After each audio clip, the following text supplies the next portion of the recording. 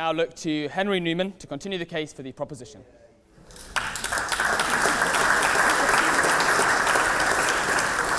Mr. President, thank you. It's great to be back in Oxford. I was an undergraduate here at Christ Church, a very fine college. Thank you, James, for your kind introduction. You're clearly very good at reading off Wikipedia, so a brilliant career in the law is open to you. But unfortunately, you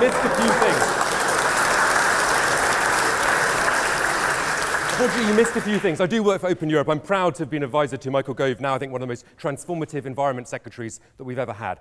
But I've also... I run a think tank which doesn't take a political position. Yes, I'm a Tory, but actually I think at the time of the last general election, there were about 10 of us in the office, there were 2 of us who voted Conservative. I'm the only leaver in the organisation. We look at the facts, and that's what we're here to do tonight.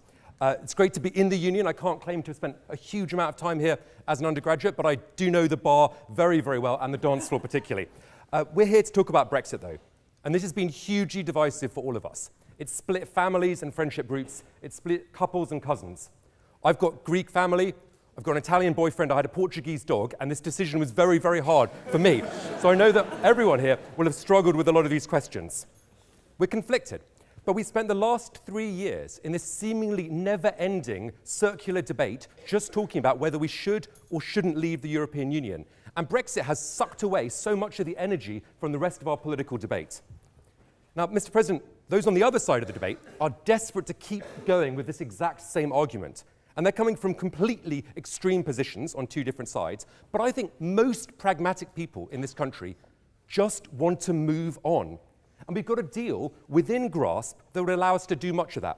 And I'll come to some of the details of that in a minute, because I think James gave a very unfair presentation of much of the deal. But first of all, the House should support this deal for 3 reasons. Number 1, and most importantly, it's because we are Democrats if we're nothing else. And whether we think it was right or wrong to call a referendum, in 2016 there was a referendum, and it wasn't perfect, but neither was it fatally flawed. And the result was decisive. The public were told that whatever they chose to vote for, that would be implemented. Now, some people may sneer at the electorate and say that those who voted leave were more likely to be poor, or badly educated, or ill-informed, or just angry about things. But our democracy gives every adult the exact same voice. And we don't demand that you graduate from a fine university like this one before you get the right to cast a vote. Now, Andrew Adonis may tell you that referendums are to be avoided, but he's the one running around telling everyone we need another referendum. And anyway, when he was Tony Blair's constitutional advisor in the policy unit in number 10, he didn't have 1 referendum, he didn't have 2 referendums, he didn't have 3 referendums, he had 4 referendums. It's just this one he wants to rerun because the result didn't go his way. And that's not what Democrats do. Now, I think you could make a case that there might be an argument for a second referendum if a party advocating a second referendum had won a majority at a general election. But that didn't happen. At the last general election, the only national party advocating a second referendum went backwards in terms of vote share. And although Andrew will probably try to claim in a minute that there's this enormous support for a public referendum, and I know Dominic is doing his absolute best to make that case as well, but the fact is that whether you brand it a second referendum or do some sort of Alistair Campbell-style spin and call it a people's vote, the fact is that if we listen to top experts like John Curtis, what he's saying is the impression that there's a popular support for a second referendum is just misleading. The popularity, Curtis said, is largely confined to people who want to reverse Brexit. And let's put this all in perspective. We may or may not like Brexit. We may or may not like the idea of leaving the European Union. But ultimately, what we're talking about is whether we should or shouldn't be members of a trading bloc. And Britain has always had an ambivalent relationship with Europe. Churchill backed a United States of Europe, but thought Britain should be outside that. Attlee, our great post-war Labour leader, opposed the Treaty of Rome, saying it was not our way. Eden said that joining a federation of Europe was something that in our bones we know we cannot do. And even Harold Wilson's wife, Mary, came back on the night of the election, the referendum, the first referendum we had on Europe in 1975, and said, sorry, darling, I couldn't do it. I voted out, when her husband was the Prime Minister backing Remain. So look, we've always been divided on this question. We're a maritime nation, an island power with a global outlook, and governments of all political stripes, coalition, Conservative, Labour, they've always sought opt-outs and exemptions from every single major European treaty since the 1980s. We went into the European community reluctantly, and look, we're probably going to go out reluctantly as well, but that's just the nature of democracy. And second, the second reason why we should support this deal is because it's a good deal.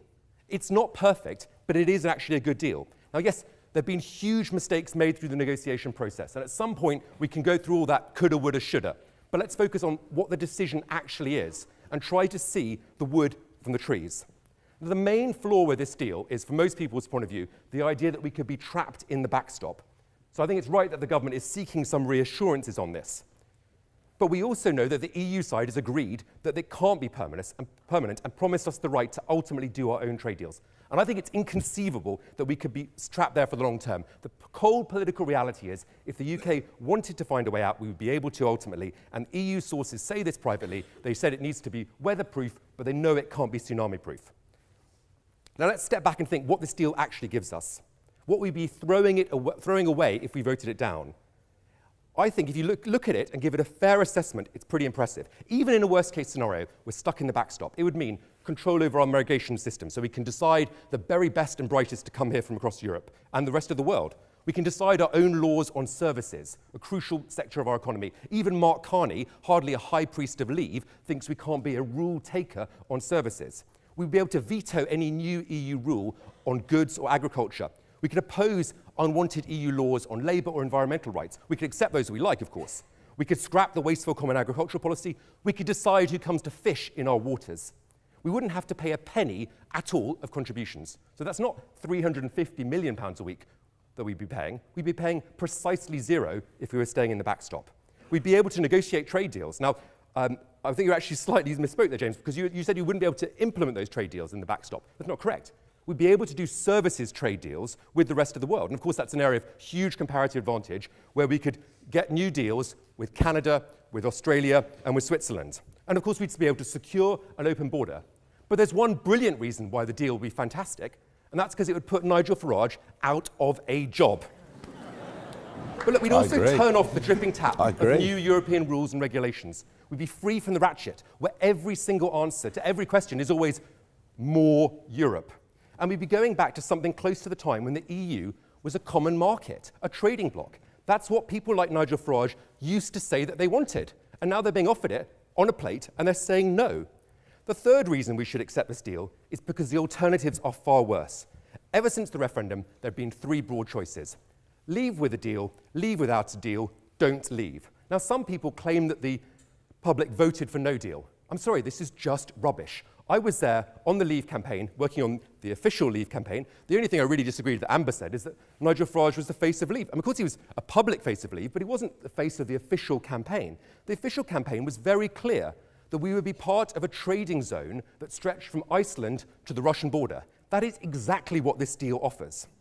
Now, some may prefer to walk away and trade on WTO terms because they want the chance to do trade deals. But if you're so relaxed about trading on WTO terms, why don't you want a deal? Why do you want to be able to do deals? And why wouldn't you want to deal with your single biggest trading partner? Now look, on the other side of this, we've got two extremes.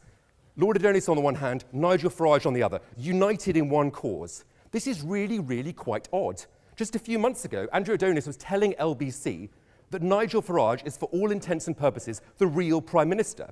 Now he's on the same side as Nigel Farage, arguing against the real Prime Minister. Mr. President, Nigel Farage, Andrew Adonis, they can't both be right. Like matter and antimatter, this is going to clash together, and their fantasies are going to explode, and I don't want the country to be in the middle of that fireball.